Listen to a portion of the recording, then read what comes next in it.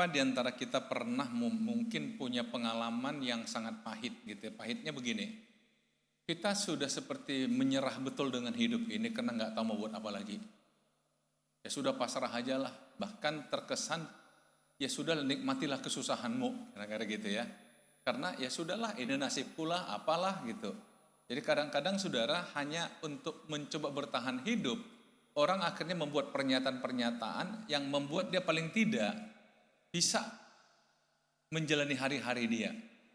Walaupun kadang-kadang ada orang misalnya ketika malam mau tidur masih berpikir besok pagi aku bangun pasti lagi masalah ini lagi dan seterusnya. Sehingga menjadi takut menghadapi hari esok. Nah saudara-saudara, itu bisa terjadi pada siapapun walaupun tidak harus terjadi pada siapapun. Nah mungkin saudara merasa kok bisa terjadi pada siapapun tapi tidak terjadi pada siapapun. Mari kita coba belajar dari Alkitab bahwa ternyata dalam kondisi apapun yang kita anggap kita menyerah, kita pasrah, tapi Tuhan selalu punya cara unik.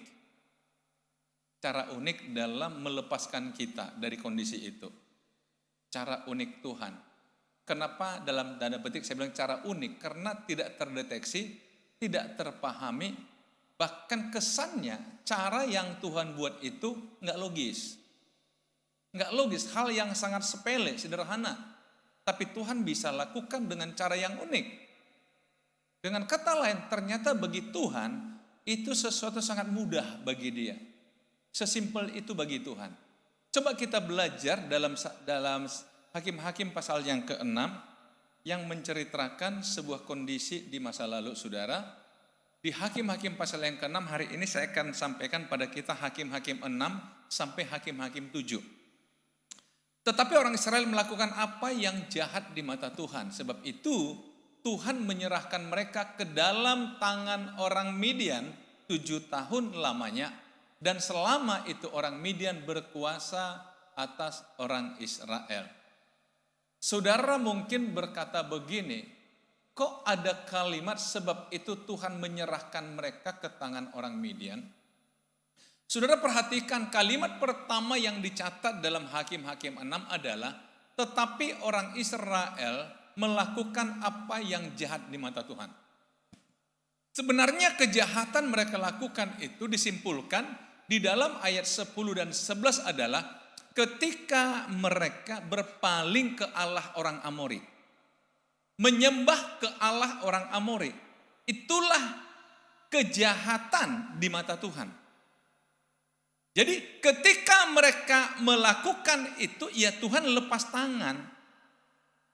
Tuhan biarkan mereka. Dan akhirnya mereka menderita. Sangat masuk akal kalau saya katakan begini saudara. Kita mengaku punya Tuhan, kita mengaku percaya Tuhan, tapi beribadah kita kepada yang lain. Kira-kira perasaan Tuhan bagaimana? Sejak zaman Musa sebenarnya Tuhan sudah ingatkan, aku ini Allah yang cemburu loh. Jangan ada padamu Allah lain di depanku. Jadi saudara, ketika kita mengatakan percaya Tuhan, mengaku kita punya Tuhan, tapi ibadah tempat lain, maka Tuhan mencabut perlindungannya dari kita. Tuhan tidak lagi bertanggung jawab atas hidup kita. Akhirnya yang terjadi apa? Ada bangsa Midian yang mengendalikan hidup mereka, yang mengambil alih kekuasaan hidup mereka. Dan Tuhan ingin katakan, ya sudah, kamu kan sudah punya Allah lain. Biarlah Allah lain yang menolong kamu, bukan saya lagi. Bisa dipahami saudara? Nah itulah sebabnya dikatakan, sebab itu Tuhan menyerahkan mereka. Kenapa? Karena mereka jahat di mata Tuhan. Maka Tuhan menyerahkan mereka. Akhirnya apa terjadi saudara? Lihat, karena takutnya kepada orang Midian itu, maka orang Israel membuat tempat-tempat perlindungan di pegunungan.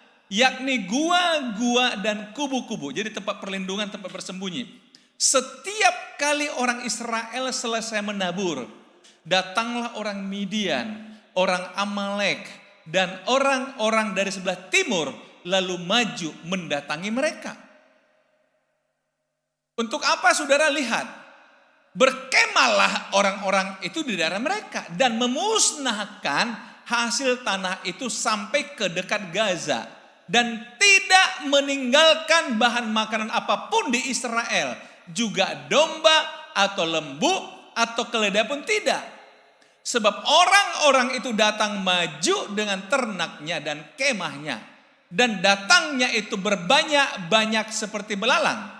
Orang-orangnya dan unta-untanya tidak terhitung banyaknya. Maksudnya ini pasukan Midian tadi itu.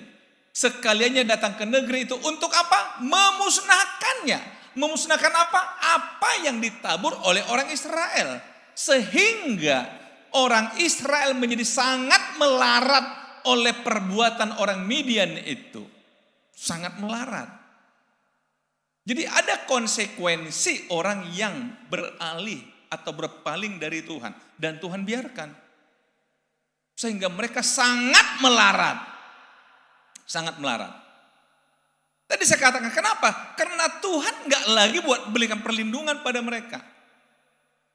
Gak lagi. Akhirnya mereka melarat.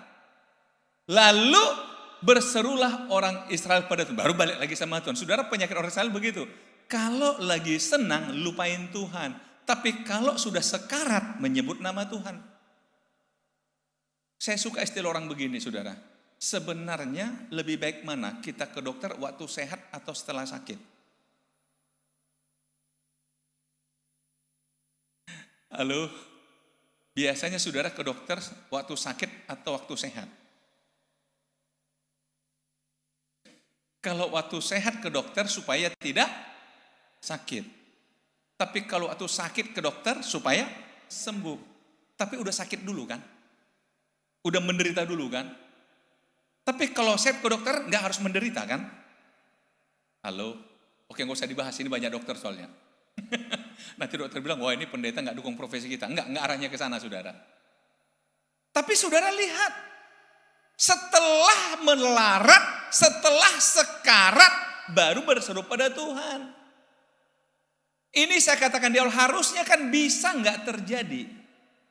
Kalau waktu senang pun, waktu baik-baik saja pun tetap berseru pada Tuhan. Jadi jangan tunggu setelah melarat baru cari Tuhan. Udah melarat saudara. Udah melarat baru cari Tuhan. Nah ini gaya orang Israel. Tapi puji Tuhan lah. Mau ketika sekarat pun ninggalin Tuhan berapa lama. Kalau berseru pada Tuhan tetap Tuhan ladenin lagi saudara. Nah buktinya begini, lihat ya. Ini berseru pada Tuhan. Di dalam ayat 7-9 dicatat begini. Ketika orang Israel berseru pada Tuhan karena orang Midian itu, maka Tuhan mengutus seorang nabi kepada orang Israel yang berkata kepada mereka, beginilah firman Tuhan Allah Israel. Akulah yang menuntun kamu keluar dari Mesir dan yang membawa kamu keluar dari rumah perbudakan. Aku melepaskan kamu dari tangan orang Mesir dan dari tangan semua orang yang menindas kamu. Bahkan aku menghalau mereka dari depanmu dan negeri mereka kuberikan padamu. Coba lihat pengalaman masa lalu. Ketika mereka bersama dengan Tuhan, apa yang Tuhan lakukan pada mereka? Lihat ini, bahwa mereka keluar dari Mesir.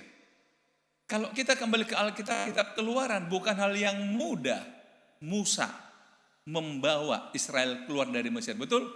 Berhadapan dengan Firaun aja taruhannya nyawa. Tapi tangan Tuhan menolong mereka. Sampai Firaun gak berkutik saudara. Bahkan ketika mereka udah keluar, Firaun masih mengejar mereka. Terjadilah tragedi di Laut Teberau, betul? Dalam perjalanan berikutnya, dan Tuhan ingatkan mereka, kamu masih lupa ya, bagaimana aku melepaskan kalian dari tangan orang-orang yang ingin mencelakai kalian. Kamu masih ingat gak? Tetapi kalian lupakan aku. Beribadah pada Allah dia sudah. Coba aja minta pertolongan dari dia. Tuhan ingatkan mereka. Masih ingat gak? Bahkan aku menghalau mereka dari depanmu dan negeri mereka kuberikan kepadamu. Jadi sebenarnya orang Israel itu istimewa sekali di mata Tuhan. Tapi sayangnya mereka suka meninggalkan Tuhan. Akhirnya terjadi peristiwa tadi. 7 tahun lamanya Tuhan izinkan mereka dalam kondisi itu. Tuhan tunggu kapan kamu berseru lagi padaku. Tuhan tunggu. Saudara, kadang-kadang kita salah, saudara. Kita sudah sulit, bahkan melarat, bahkan sekarat. Malah mengatakan, kalau Tuhan ada, kenapa dibiarkan aku menderita? Loh, siapa yang biarkan? Saudara yang ninggalin Tuhan. Sehingga perlindungan itu nggak ada pada saudara. Akibatnya apa, saudara? Saya berharap ini jadi satu peringatan bagi kita, saudara. Jangan tunggu susah baru cari Tuhan. Waktu senang cari Tuhan, saudara.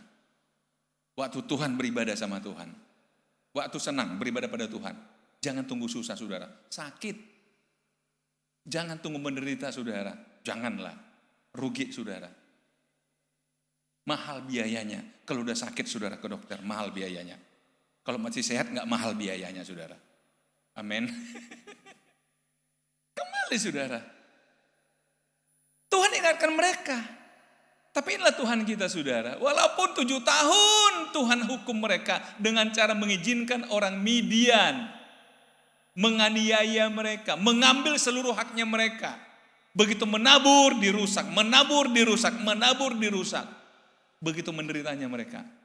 Tapi ketika bersama Tuhan, Tuhan mengutus nabi kepada mereka dan mengatakan apa? Kamu ingat enggak? Kamu ingat enggak keluar dari Mesir nenek moyang kamu? Kamu ingat enggak bahwa aku menghalau bangsa-bangsa? Bahkan negerinya aku beri sama kamu. Kamu ingat enggak? Nah, saudara-saudara, akhirnya coba kita lihat. Ini kok agak macet ya. Lihat di ayat 10 sampai 12, ini saya katakan tadi. Dan aku telah berfirman padamu, Tuhan akhirnya katakan mereka, akulah Tuhan Allahmu, maka janganlah kamu menyembah Allah orang Amori, yang negerinya kamu diami ini. Tetapi kamu tidak mendengarkan firmanku. Kembali kan? Jadi yang jahat tadi apa? Kamu menyembah Allah orang Amori. Kemudian datanglah malaikat Tuhan dan duduk di bawah pohon tarbantin di Ofra, kepunyaan Yoas orang Ebiezer itu.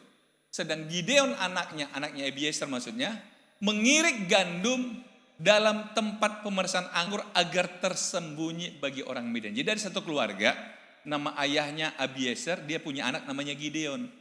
Nah, Gideon ini sedang apa? Memeras anggur di tempat tersembunyi. Karena apa? Takut sama orang Midian. Itu gaya hidup mereka zaman dulu, bersembunyi. Malaikat Tuhan menampakkan diri kepadanya, kepada Gideon. Dan berfirman padanya, demikian, Tuhan menyertai engkau, ya pahlawan yang gagah berani. Nah, ini cara Tuhan. Dia cari seseorang namanya Gideon. Kalau saudara baca di ayat 13 sampai akhir pasal ini, Gideon tuh gak percaya diri. Wajar, saudara, melihat orang Midian yang begitu kuat, yang begitu keras, yang begitu kejam. Seolah-olah dia suruh Gideon pimpin pemberontakan. Wow. Gideon katakan gak mau Tuhan. Sampai akhirnya saudara lihat sana, dia minta tanda. Nanti saudara baca, kita gak ada waktu membahas itu. Tapi singkat cerita, saudara, akhirnya Gideon katakan, iya Tuhan, aku siap. Karena sudah ada tanda dikasih Tuhan. Dan Gideon mulai mengumpulkan semua bangsa yang siap berperang. Rakyat yang siap berperang. Saudara, terkumpullah jumlahnya 32.000 orang. 32.000. Ada data yang mengatakan Midian itu punya pasukan 350.000 orang. Makanya tadi dikatakan ketika mereka turun kayak belalang ramenya. Hanya untuk memusnahkan semua hasil ladang orang Israel.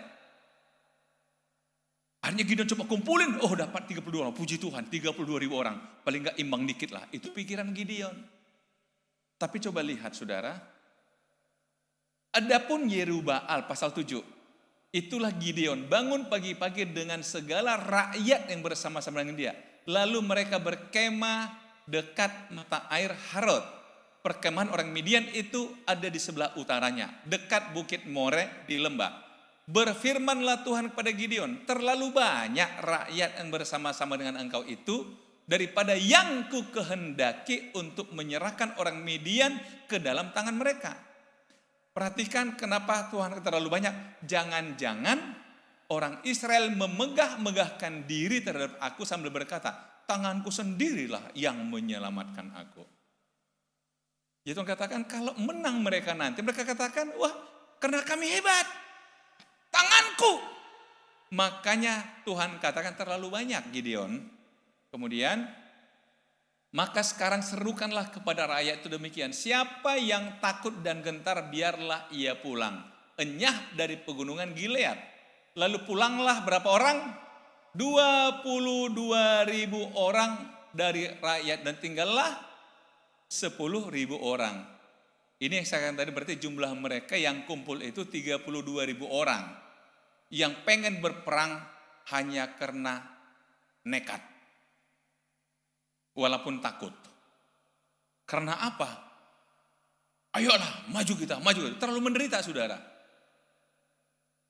Tetapi Tuhan berfirman pada Gideon, masih terlalu banyak rakyat. 10.000 masih banyak. Suruhlah mereka turun minum air, maka aku akan menyaring mereka bagimu di sana. Tuhan katakan gini aja lah, aku akan menyaring yang 10.000 ini ya, tapi dengan caraku loh, bukan dengan caramu. Mereka cuma disuruh apa? Turun minum air. Inilah orang yang akan pergi bersama-sama dengan engkau. Dialah yang pergi bersama-sama dengan engkau. Tetapi barang siapa yang kufirman padamu, inilah orang yang tidak akan pergi bersama-sama dengan engkau, dia tidak akan pergi. Disuruh minum air saudara. Lalu Gideon menyuruh rakyat itu turun minum air. Dan berfirmanlah Tuhan kepadanya, barang siapa yang menghirup air dengan lidahnya seperti anjing menjilat, haruslah kau kumpulkan tersendiri. Demikian juga semua orang yang berlutut untuk minum. Nggak usah pikir gimana caranya saudara. Udahlah, itu cara Tuhan seleksi lah. Gimana? Ini. Nggak usah. Nanti saudara bingung sendiri. Yang penting ini cara Tuhan menyaring mereka, menseleksi mereka. Poin kita di sini. Jumlah orang yang menghirup dengan membawa tangannya ke mulutnya ada 300 orang. Tetapi yang lain dari itu semuanya berlutut minum air. Lalu berfirmanlah Tuhan pada Gideon, dengan ketiga 100 orang yang menghirup itu akan kuselamatkan kamu. Bayangkan, dari 10.000 Tuhan hanya ambil berapa orang? 300. Untuk berperang melawan Midian yang pasukannya berapa orang? 350.000. Masuk akal enggak? Enggak masuk akal. Tapi tadi Tuhan katakan, supaya jangan kamu kira kamu yang membuat kamu menang. Aku cukup 300 orang. Aku akan menyerahkan orang Midian ke dalam tanganmu. Tetapi yang lain rakyat itu semuanya boleh pergi. Masing-masing ke tempat kediamannya. Jadi berapa orang pergi saudara? 9.700 orang. Seleksi kedua berjalan. Seleksi pertama berapa tadi pulang? 22.000. Seleksi kedua berapa pulang? 9.700. Tinggal 300. Nah, kita lihat cara unik Tuhan. Lihat. Sesudah itu dibaginyalah ke 300 orang itu dalam 3 pasukan. Dan di tangan mereka semuanya diberikannya sangkakala dan buyung kosong dengan suluh di dalam buyung itu. Ini mau konser atau mau perang? Halo? Kok sangkakala trompet yang diberi? Zaman dulu kan sangkakala itu dari tanduk ya, untuk ditiup bunyi. Ini mau perang atau mau konser saudara? Halo? Coba lihat cara unik Tuhan. Seandainya kita waktu itu, mau apa? Gideon, kita mau perang atau mau ngapain nih? Atau mau pagelaran seni? Tapi itu cara unik Tuhan. Diberikan sangkakala, buyung kosong, buyung itu tempat air, dan dengan suluh jadi obor. Dan berkatalah ia kepada mereka, perhatikanlah aku dan lakukanlah seperti yang kulakukan. Maka apabila aku sampai ke ujung perkemahan itu, haruslah kamu lakukan seperti yang kulakukan. Apabila aku, oke, lanjut.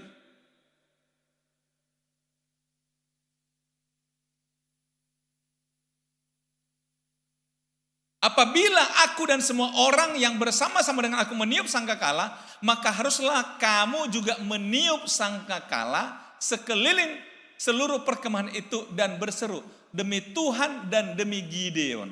Jadi saudara, musuh ada di sana, mereka di sebelah sini aja. 300 orang. Dibagi dalam 3 kelompok, 100, 100, 100. Gideon kasih perintah, nanti ikuti aku ya. Kalau aku tiup sangkakala, kalian juga tiup sangkakala. Lihat, dan berseru demi Tuhan dan demi Gideon. Saya kadang mikir, kok harus pakai nama demi Gideon ya? Orang bisa salah paham ini, nanti demi Tuhan dan demi pendeta lagi. Kok demi Gideon? Tapi oke, abaikan saudara. Ini cara Tuhan yang unik. Lalu Gideon dan ke-100 orang bersama-sama dengan dia sampai ke ujung perkemahan itu pada waktu permulaan giliran jaga tengah malam. Ketika penjaga baru saja ditempatkan, jadi baru pergantian shift saudara. Lalu mereka meniup sangkakala sambil memecahkan buyung yang di tangan mereka. Apa yang mereka lakukan? Tiup sangkakala, pecahkan buyung. Nah lanjut, demikianlah ketiga pasukan itu bersama-sama meniup sangkakala dan memecahkan buyung dengan memegang obor di tangan kirinya. Dan sangkakala di tangan kanannya untuk ditiup. Serta berseru pedang demi Tuhan dan demi Gideon.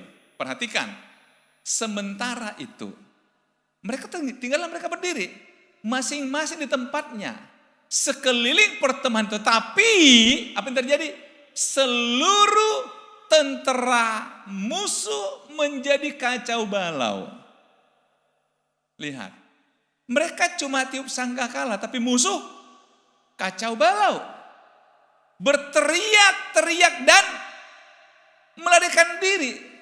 Sedang ke-300 orang itu meniup sangkakala, maka di perkemahan musuh itu Tuhan membuat pedang yang seorang diarahkan kepada yang lain.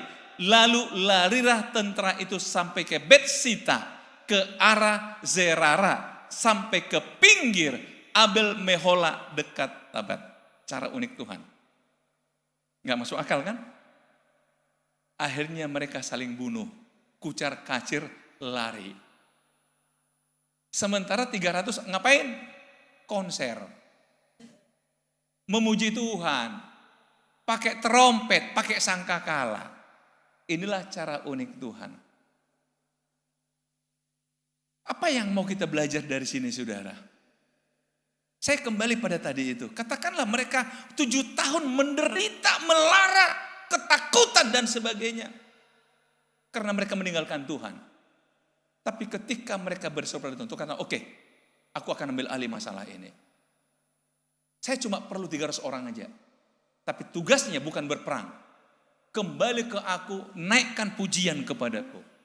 Biar aku yang bekerja. Dengan caraku. Saudara jujurnya, mungkin di masa-masa kini, saya ingin ulangi lagi, di masa-masa kini, kita tidak beralih ke Allah lain. Tapi kita terlalu mengandalkan pikiran kita, pengalaman kita, kekuatan kita, harta benda kita, untuk selesaikan masalah kita. Akhirnya kita bukan semakin selesai, tapi semakin terjerat, semakin terjerat, semakin terjerat. Sementara Tuhan mulai kita abaikan. Kita mulai tinggalkan Tuhan. Kita mulai tinggalkan ibadah. Dari mana kita dapat perlindungan Tuhan, saudara? Saya kadang berpikir begini, saudara. Mungkin tanpa kita sadari, ada orang yang merencanakan kehancuran kita. Karir kita kah? Bisnis kita kah? Keluarga kita kah? Sambil satu contoh, saudara. Satu ketika malaikat ketemu dengan Tuhan dan Tuhan kata, kau lihat enggak Ayub? Hambaku. Apa kata malaikat? Kata iblis. Ya gimana dia tidak menyembah kau karena kau jaga dia. Karena kau berkati dia. Nah coba lihat. Ternyata selama Tuhan jaga Ayub, iblis gak bisa buat apa-apa. Gak bisa saudara. Tapi iblis nantangin. Tapi kalau kau izinkan ku sentuh tubuhnya, ku sentuh keluarganya, ku sentuh hartanya, pasti dia akan meninggalkan engkau, kata iblis. Silakan. Silakan. Jadi iblis baru bisa menyentuh hartanya Ayub ketika Tuhan kasih izin. Betul? Iblis baru bisa menyentuh keluarga Ayub ketika Tuhan kasih izin. Sebelumnya nggak bisa, saudara. Nggak bisa. Karena itulah doa saya selalu kalau saudara ingat setiap kita ibadah. Tuhan lindungi kami dari orang-orang yang mungkin sedang merancang kejahatan kepada kami. Artinya apa? Mari kita minta perlindungan Tuhan. Dan kalaupun terlanjur kita mungkin menghadapi situasi yang sulit, kembalilah kepada Tuhan. Biar Tuhan bekerja dengan caranya, bukan dengan cara kita. Nggak perlu ajari Tuhan. Tuhan yang tahu. Sambil contoh di Alkitab, berapa banyak orang buta di Alkitab yang disembuhkan Tuhan. Tapi tidak dengan cara yang sama, betul? Bahkan ada salah satu, diambil tanah taruh di mata. Kok begini sih? Mata ini sensitif loh, kena debu aja sakit. Konon lagi ke tanah. Tapi itu cara Tuhan dan orangnya sembuh. Kadang-kadang cara Tuhan tuh nggak terpikirkan kita, saudara. Mungkin kita merasa kok menyakitkan sih Tuhan, tapi itu cara Tuhan. Cara Tuhan. Sekali lagi, Tuhan punya cara unik untuk menyelesaikan masalah saudara. Tuhan punya cara unik untuk menyelesaikan masalah saya. Amin, saudara. Yang penting jangan tinggalkan Tuhan. Tetap dekat dengan Tuhan. Tetap bersama dengan Tuhan. Tuhan Yesus memberkati.